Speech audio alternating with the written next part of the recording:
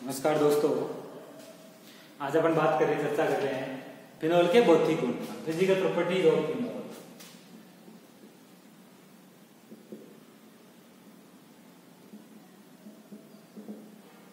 Physical properties of phenol, phenol के भौतिक गुण।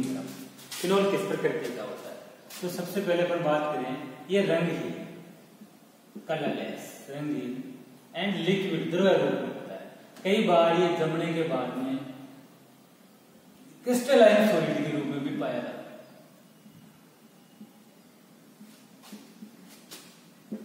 क्रिस्टलाइन सॉलिड या तो रंगहीन द्रव होता है या फिर क्रिस्टलीय ठोस रूप में फिनोल एग्जिस्टेंस करता है। दूसरी बात करें, फिनोल दुर्बल वीक एसिड होता है। वीक एसिड, दुर्बल अम्लीय प्रकृति का होता है। फिनोल की प्रकृति कैसी होती है? दुर्बल अम्लीय प्रकृति होती है, दुर्बल अम्लीय प्रकृति का होता है, वीक एसिड होता है। थर्ड अपन बात करें, फिनोल है वो संक्षारक होता है। फिनोल संक्षारक होता है, और संक्षारक होते के साथ साथ में क्या होता है? ये विषैला पदार्थ है, विषैला पदार्थ है। और जैसे ही फिनोल अपनी स्किन, त्वचा के ऊपर गिर जाता है तो फफोले उत्पन्न कर देता है। तो फिनोल है वो त्वचा पर क्या उत्पन्न कर देगा? फफोले उत्पन्न कर देगा, फफोले उत्पन्न कर देता है। फिनोल त्वचा पर फफोले उत्पन्न कर देता है, विषैला होता है, संक्षारक होता है। Third important, next important point है, फिनोल को जब वायु में खुला रख दिया जाए तो फिनोल सामान्यतः कैसा होता है? रंगहीन होता है फिनोल। लेकिन जैसे ही अपन वायु में उसको खुला रख दें, ओपन वायु में रखें फिनोल को, तो यह रंगहीन से गुलाबी रंग का हो जाता है। ऐसा क्यों होता है? क्योंकि फिनोल वायु के साथ ऑक्सीकृत होकर के और पैराबेंजोक्विनोन का निर्माण कर लेता है, और पैराबेंजोक्विनोन है वो गुलाबी रंग का होता है। तो इंपॉर्टेंट पॉइंट है, यदि फिनोल को वायु में खुला रख दिया जाए तो यह अपना रंग परिवर्तन कर लेता है, अर्थात गुलाबी रंग का हो जाता है। तो अपन नेक्स्ट भौतिक गुणधर्म की बात करें कि फिनोल लिया हमने, ये फिनोल है, और फिनोल को अपन क्या करें? वायु में खुला रखें इन प्रेजेंस ऑफ एयर, और एयर में क्या होती है? ऑक्सीजन होती है। तो जैसे ही फिनोल को वायु में खुला रखेंगे तो ये ऑक्सीकृत होकर के क्या बना देगा? पैराबेंजोक्विनोन बना देता है, इस प्रकार, इसको कहते हैं पैराबेंजोक्विनोन।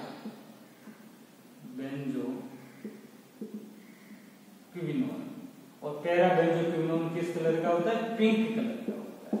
तो जनरली फिनोल होता है रंगहीन, कलरलेस होता है, रंगहीन, कलरलेस। लेकिन जैसे ही वायु में खुला रखें तो फिनोल कैसा हो जाएगा? गुलाबी रंग का हो जाता है। क्यों हो जाता है? क्योंकि वायु के साथ ऑक्सीकृत होकर के ये क्या बना देगा? पैराबेंजोक्विनोन का निर्माण कर देता है, और पैराबेंजोक्विनोन बनने के कारण फिनोल गुलाबी रंग का हो जाता है। तो ये फिनोल की पहचान हुई। नेक्स्ट अपन बात करें, फिनोल का उपयोग एंटीसेप्टिक के रूप में भी किया जाता है। फिनोल है वो एंटीसेप्टिक, प्रतिरोधी, जिसको अपन हिंदी में बोले, तो phenol also used as antiseptic, antiseptic जिसको अपन हिंदी में कहते हैं प्रतिरोधी के रूप में भी इसका उपयोग किया जाता है। इसके अलावा फिनोल का उपयोग रोगाणुनाशी में भी किया जाता है, रोगाणुनाशी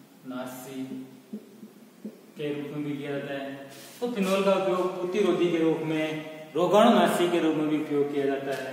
इसके अलावा फिनोल से एस्प्रिन बनती है, फिनोल से क्या बनती है? एस्प्रिन।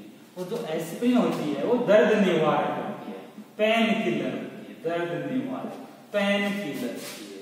तो फिनोल से एस्प्रिन कैसे बनती है? जैसे मान लो अपन फिनोल की, अपन पढ़ेंगे आगे केमिकल रिएक्शन में कि फिनोल की रिएक्शन जब क्लोरोफॉर्म वो कार्बन टेट्राक्लोराइड व KOH के साथ करवाते हैं तो फिनोल से बनता है सैलिसिलिक अम्ल, और सैलिसिलिक अम्ल एसिटिक एनहाइड्राइड के साथ अभिक्रिया करके और एसिटिल सैलिसिलेट का निर्माण कर लेता है, जिसको अपन क्या कहते हैं? एस्प्रिन कहते हैं। तो अपन देख लेते हैं रिएक्शन कि एस्प्रिन कैसे बनती है। एस्प्रिन का निर्माण किस प्रकार से होता है।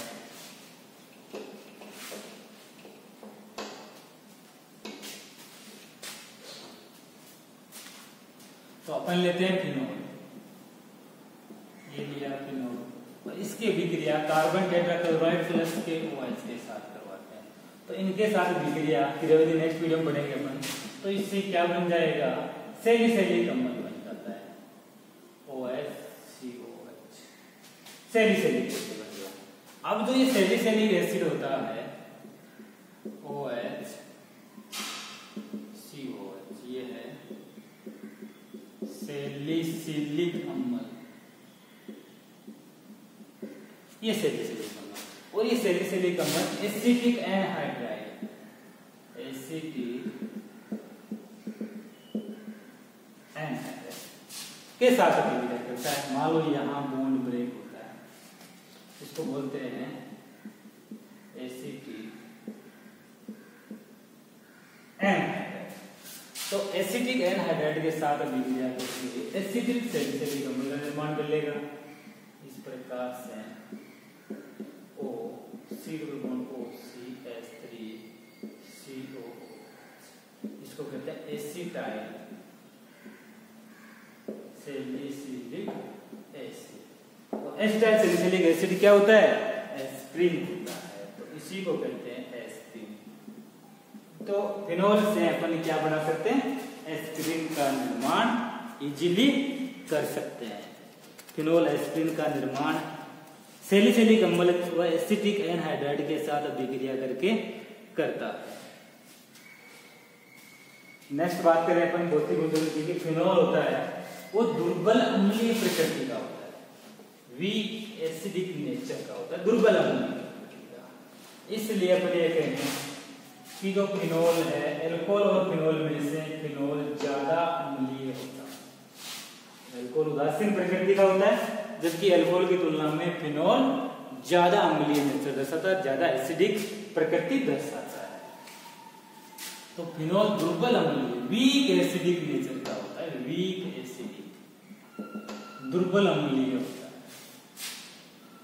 तो बात करें अपन कि फिनोल दुर्बल अम्लीय होता है, ठीक है। अपन बात करें फिनोल और कार्बोक्सिलिक एसिड की, तो फिनोल और कार्बोक्सिलिक एसिड में से ज्यादा अम्लीय कौन होता है, कार्बोक्सिलिक अम्ल होता है। और कार्बोक्सिलिक अम्ल अपन कैसे आइडेंटिफाई करें कि फिनोल और कार्बोक्सिलिक एसिड में से ज्यादा अम्लीय कौन है, तो अपन एक तो लेते हैं फिनोल, एक लेते हैं कार्बोक्सिलिक एसिड, कार्बोक्सिलिक एसिड। तो फिनोल और कार्बोक्सिलिक एसिड लेते हैं। अब फिनोल की रिएक्शन सोडियम बाइकार्बोनेट NaHCO3 के साथ, कार्बोक्सिलिक एसिड की रिएक्शन सोडियम बाइकार्बोनेट के साथ हुआ है। तो फिनोल सोडियम बाइकार्बोनेट को विघटित नहीं करता है, विघटित नहीं करता है, जबकि कार्बोक्सिलिक एसिड सोडियम बाइकार्बोनेट को क्या कर देता है, विघटित कर देता है, तोड़ देता है, इसको विघटित कर देता है। और विघटित करके क्या मुक्त करता है, CO2 गैस मुक्त करता है। इससे अपन ये कहेंगे कि फिनोल और कार्बोक्सिलिक अम्ल में विभेद कर सकते हैं। तो एग्जाम में क्वेश्चन आए कि फिनोल और कार्बोक्सिलिक अम्ल में विभेदन कैसे करते हैं, तो सोडियम बाइकार्बोनेट के द्वारा फिनोल और कार्बोक्सिलिक अम्ल को अपन विभेदित करते हैं। नेक्स्ट पॉइंट है फिनोल का क्वथनांक अधिक होता है, क्योंकि फिनोल है वो इंटरमोलिकुलर हाइड्रोजन बॉन्डिंग बना देता है। फिनोल क्या करता है, फिनोल में पाई जाती है intermolecular hydrogen bonding, intermolecular H bonding पाई जाती है। कैसे इंटरमोलिकुलर बॉन्डिंग, कैसे, जैसे मान लो ये फिनोल लिया HO बेंजीनोल है, ये बेंजीनोल है, ये इस प्रकार से। फिर दूसरा फिनोल HO, फिर बेंजीनोल है, फिर नेक्स्ट फिनोल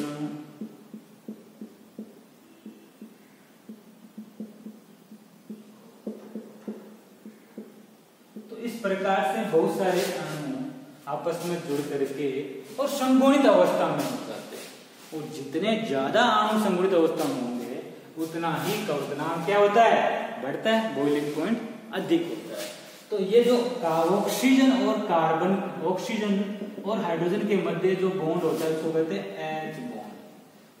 और हाइड्रोजन बंध है वो अलग अलग अणुओं के मध्य है, यहाँ हाइड्रोजन बंध यहाँ है, तो हाइड्रोजन बंध अलग अलग अणुओं के मध्य है, इसलिए इसको कहते हैं इंटरमोलिकुलर हाइड्रोजन बॉन्डिंग।